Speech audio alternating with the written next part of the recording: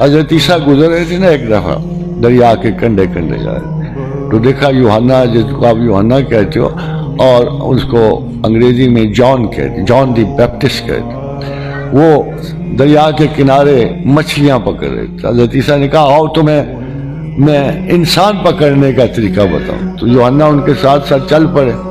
چلتے ہوئے حضرت عیسیٰ کی نگاہ پڑی تو دیکھا یوحنا کے پلے ایک پوٹلی سی بندھی ہوئی ہے، تو پوچھا یوحنا یہ کیا ہے؟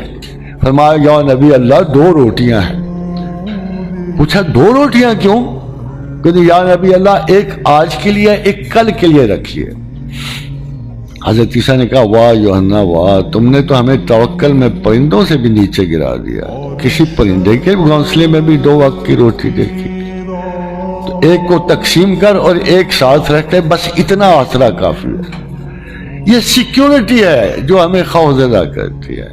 ہمیں خدا پہ اعتبار ہو تو ہم دوسرے دن کا نہ رکھیں نا، ہمیں تو 1 سال کا چاہیے، بعض لوگ 1 سینچری کے لیے اکٹھا کر، روٹی اللہ کے ذمہ، پانی اللہ کے ذمہ، آپ کی درستگی ہے کار اللہ کے ذمہ، جاب اللہ کے ذمہ، شادی بیاہ اللہ کے، اور تم آپ کے ذمہ کیا ہے؟ میں تو اکثر خواتین کو یہ کہتا ہوں کہ تم وہ کام پکڑ لیتے ہو جو اللہ کے کرنے کے ہیں، تو پریشانی تو تمہیں ہونی ہے بھائی، وہ کام تو چھوڑ دو نا جو اللہ نے کرنے ہیں۔ اللہ نے رزق دینا ہے تو تم اس کی فکر چھوڑ دو، اللہ نے تمہارا قیام و طعام اور آنے اور جانے کا بندوبست کرنا ہے تو چھوڑ دو نا وہ فکر۔ یہ میں نہیں کہہ رہا، دیکھو آپ کہتے ہیں کہ میں کماتا ہوں، کوئی کہتا ہے میری بیوی کماتی ہے، کوئی کہتا ہے میرا خامن کماتا ہے، کوئی میرے بچے کماتے ہیں، یہ بہت بڑا جھوٹ ہے۔ اس لیے کہ آپ ہو کتنے، دنیا میں کتنی کس قسم کی مخلوقات ہیں، ان میں سے آپ کا کیا رینک ہے، آپ کتنی مخلوقات کا درجہ رکھتے ہو؟ آپ کو پتہ ہے دنیا میں کتنی مخلوقات ہیں؟ 13 لاکھ، اور 13 لاکھ میں سے آپ کتنے ہو؟ 1۔ اب مجھے آپ خود غور کر کے بتاؤ کہ 13 لاکھ میں سے 1 مخلوق کیسے دعویٰ کر سکتی کہ رزق میں کماتا ہوں؟ وہ باقی کدھر جائیں گے؟ زمین و آسمان میں یہ پوری بکھری ہوئی کائنات جو ہے یہ کدھر جائے گی؟ یہ کیا کرتی ہے؟ اپنا رزق کہاں سے کماتی؟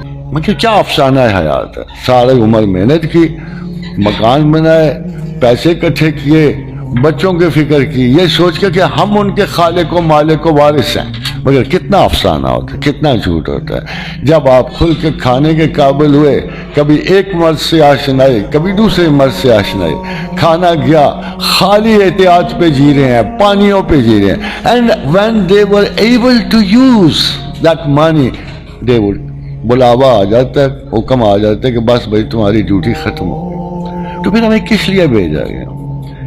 یہی امید اور خوف کا باعث ہوتی ہے۔ What are we supposed to do؟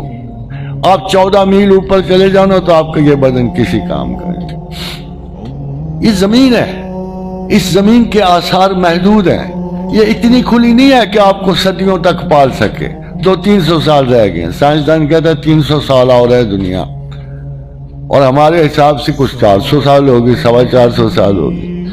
یہ محدود ہے، اس میں زندگی محدود ہے۔ کیا ہم بس اسی لیے آئے تھے؟ آئے اور مر گئے، اور اتنی ساری تکمیل حیات کے بعد بھی ہم اس خوف سے نہیں بچ سکتے۔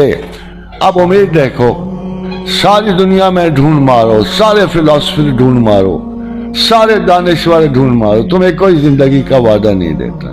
دیتا ہے کوئی اور ہستی تمہیں زندگی کا وعدہ دیتی ہے؟ اتنی بیچارگی کی زندگی ہے۔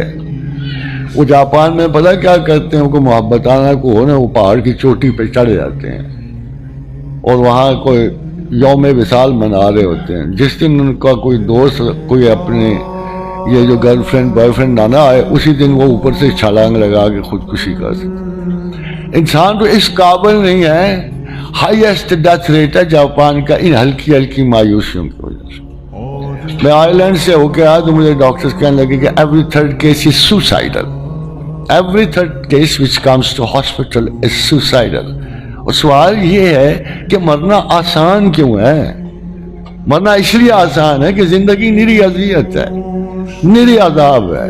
بچپن سے لے کے آخر تک رسپانسبلٹی سے ایک جال بکھرا ہوا ہے جس میں آپ الجھ الجھ کے گرتے رہتے ہو، ایک لمحہ سکون کا نہیں۔ ہائپر ٹینشن ہے کہ نہیں سب کو؟ ساروں کو ہائپر ٹینشن ہے نا, سارے عذاب ذہن میں گرفتار ہیں نا, سارے کسی نہ کسی فکر میں مبتلا ہو. اس اتنی زیادہ افکار میں, اتنی زیادہ مصروفیات میں, اتنی زیادہ تیز رفتار زندگی میں سست والا کیا کرے گا؟ He has to quit. سست رفتار کو quit کرنا پڑتا ہے. That who cannot run this mad dance of electrons and protons has to die. اس تیز رفتار زندگی میں جو شخص جو ہے معاشرے کے ساتھ چلتا ہے وہ مر جاتا ہے, ہائپر ٹینشن کے ساتھ, ڈپریشن کے ساتھ, غصے کے ساتھ, نفرت کے ساتھ. اور جو سست رہتا ہے ویسے بھی آؤٹ آف لائف ہو جاتا ہے. تو زندگی کہاں سے آپ کو پرومس دے؟ پرومس صرف ایک ذات دیتی. آٹومیٹک سسٹم ہمیں یہ بتاتا ہے کہ ہم جنت میں نہیں جا سکتے. یہ میں فرینکلی آپ کو اس لیے نہیں جا سکتے کہ یہ وجود کوالیفائی نہیں کرتا. اس وجود کے ساتھ تو ہم نہیں جا سکتے. اب دیکھو نا, آیا 14 میل اوپر, 14 میل اوپر اب خلا میں یہ وجود لے کے نہیں جا سکتے ہو. آپ کو پتہ نہیں کیا کیا اوپر چڑھانا پڑتا ہے, پروٹیکشنز لینی پڑتی ہیں, سسٹمز بنانے پڑتے ہیں سانس لینے کے, جلنے سے بچنے کے لیے, اور جو حدت آسمان ہے اس سے گزر کرنے کے لیے. اب اس پیسج کو مینٹین کرنے کے لیے آپ کو کیا کیا انتظام نہیں کرنے پڑتے. You are not qualified to live in heaven in this body. اصل مسئلہ یہ ہے. آپ کو موت سے ڈر لگتے ہیں, موت سے ڈر تو رہو یہیں, حادثوں میں مر جاؤ, ختم ہو جاؤ. مگر اگر آپ نے جانا ہے آگے, اگر if you have any idea to go to the other world, to some heavenly world, تو یہ لازم ہوگا کہ آپ کا بدن اس دنیا کو کوالیفائی کرے. یہاں تو پتہ نہیں ہم نے کیا کیا رنگ ڈالے ہوئے ہیں, کتنے کتنے فلیشز بنائے ہوئے ہیں, کتنے کتنے ہم نے ٹوائلٹس بنائے ہوئے ہیں. وہاں تو ٹوائلٹ ہے ہی کوئی نہیں. جو کچھ کھاؤ گے پسینے کے ذریعے بدن سے باہر چلا آئے گا. تو ظاہر ہے کہ اس بدن کا وہاں صرف گندگی پھیلانا مقصد ہوگا. ہمارے یہ وجود جنت کی نزت اور اس کی پاکیزگی کے لیے صرف غلاظت کا بوجھ بن سکے, اور کچھ نہیں بن سکے. We have to change.